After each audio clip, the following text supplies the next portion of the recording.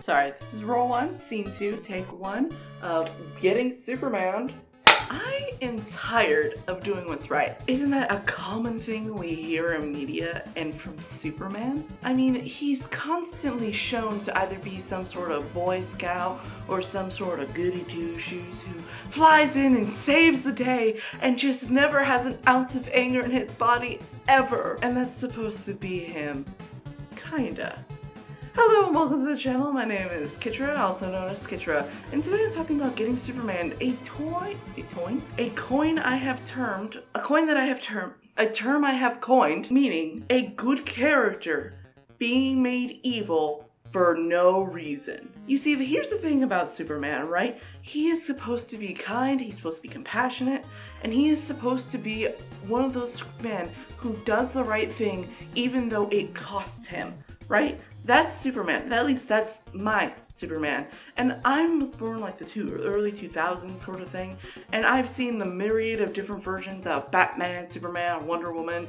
And I grew up with a very comic heavy dad who also told me his versions of Batman, Superman, Wonder Woman, all these things. And they differentiate through the ages. Quite literally the ages, silver, gold, whatever. And that's not what this video is about. See, this is about Kitra's personal opinion.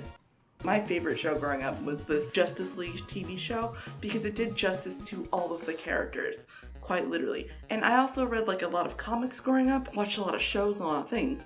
I loved the stories and I found them so genuinely interesting. And before you ask me Marvel or DC, I'm gonna say this. Marvel movies were good, they're still better than DC's. DC's TV shows, comic books, and almost everything else like their animated movies are top tier. The Superman I grew up with is a man who did what was right, but understood the cost. Because I feel like a lot of our earlier renditions was Superman being a little shy and a good man, don't get me wrong. He saved people's lives, he stood on what was right, and he did what, he was strong. But we kind of skipped over this mentality of Superman paying for what he did was right. In today's day and age, it's a lot easier to do what's wrong, get what you wanted, and even be seen as right as doing it, versus doing what's right and paying the cost even though it was the right thing. Because it happens all the time. If you do what is right, you will be torn down or you will be killed. It's the way that it is.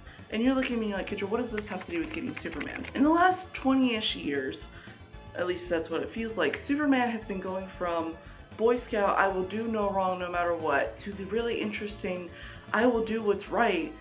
I am upset that this is costing me so much pain in my life and the people around me, to I'm gonna be evil and kill people because. And don't get me wrong, some of his reasons are understandable, like when Joker had him kill Lois and his unborn child. And the whole point is the shock value of that comic. But there's a reason that this Superman is an AU and not supposed to be the canon Superman. This Superman doesn't attack people because they disagree with him. This Superman is slow to anger and very patient and kind with people, not ready to kill someone who was ready to who killed him. I'm looking at you, Snyder. Chill, bruh. These are not Superman, because Superman is quite literally meant to represent something, and I feel like some of the context clues I've said so far kind of really harken back to this Superman mentality, and you can see where I'm going, some of you guys. Yeah. But before I get into the more how to fix the Superman Getting Superman and why it's kind of gone down in my hopes for the new movie, I want to bring up some examples of characters that have gotten Superman other than Superman. I feel like a really good example of this is Captain America. He's the Marvel's version of Superman minus the powers. He's supposed to be the embodiment of that universe of what is right, what is good, and what is honorable. He's supposed to be the example of no matter what's thrown at him, he gets back up. But recently, especially in the Marvel movies, it seems that he will change and do whatever he wants to do. Because whenever you start allowing a person or yourself or a creation and not remain disciplined, changes come. There are consequences to the action. That little butterfly in the corner that says this action will have consequences starts in the little itty bitty things. Here's another really good example of Getting Superman. Paladins in D&D. The I'm so righteous, I stand for what is good, and I cannot be around evil whatsoever.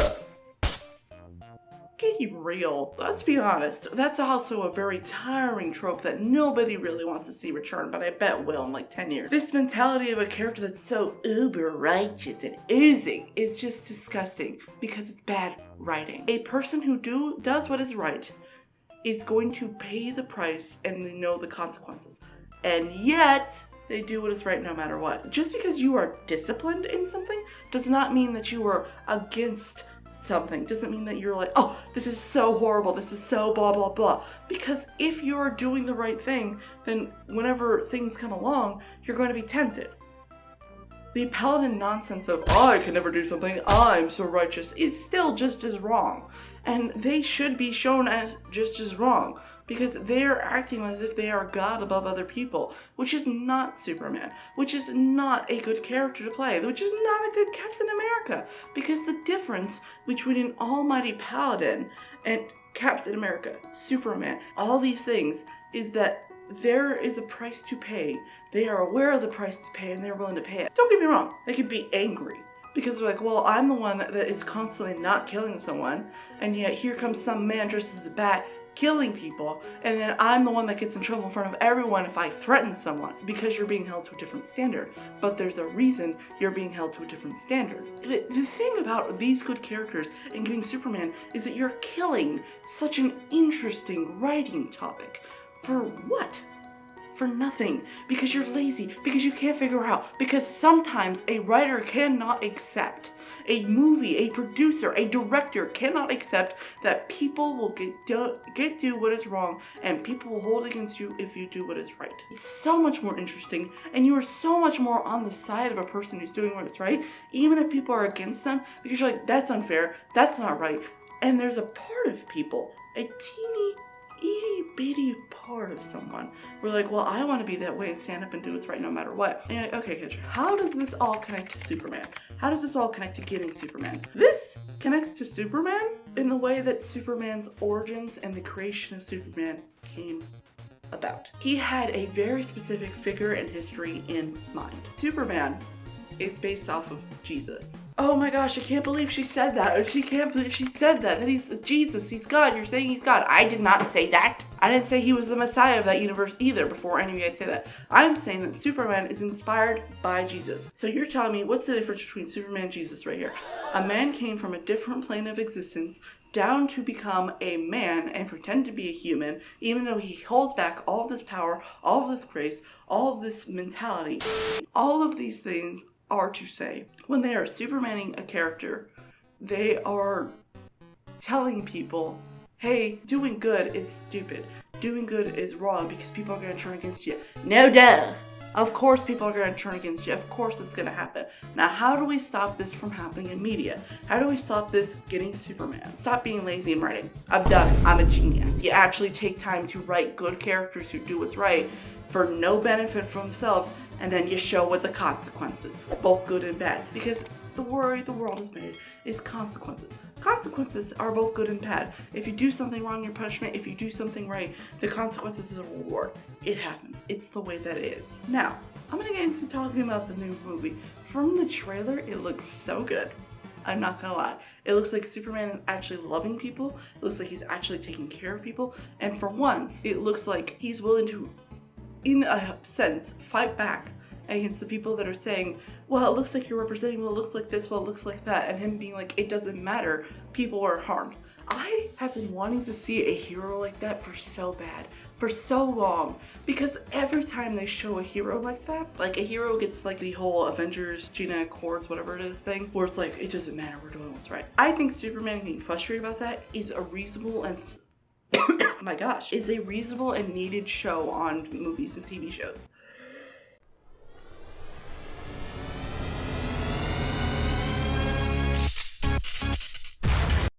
Because it shows the frustrations of doing what's right and then the misconceptions that people might. We get that all the time. The miscommunication trope, except for this, is actually good. Because everyone's like, well, you were representing America when you stopped that war.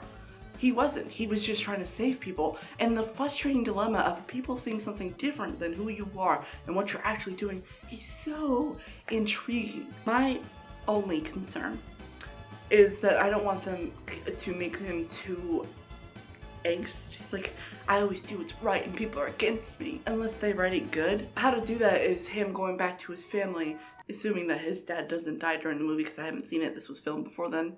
Actually, the day I filmed it on that slat. Him going to his dad, him going to his mom and saying, I know what I need to do is right. I know that I'm pushing hard and that I'm standing strong, that I'm doing what's right. I know this, I know it's worth it, but I'm so tired of the way that people see me. I'm so tired of the way that all this is happening. I am so done. And for his parents to say, that's fair, Clark, you still have to get up.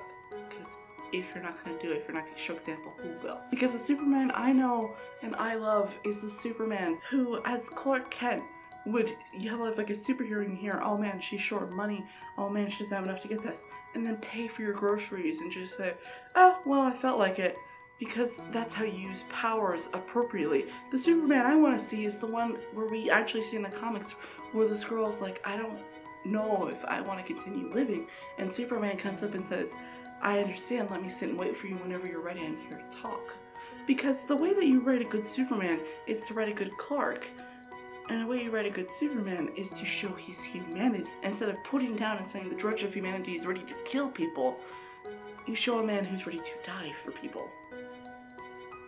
And that's how you get out of being Superman. Thank you so much for watching. If you're interested in any of the equipment I use, I have a special camera I use, or I use this mic, or anything in, like, I have a green screen. I don't know if you've seen it for some of my videos. Below, I'm putting a link in my description that you can go to find this equipment and use it. So, you down, or? Anyway, that is a wrap on getting Superman, and goodbye. Good day.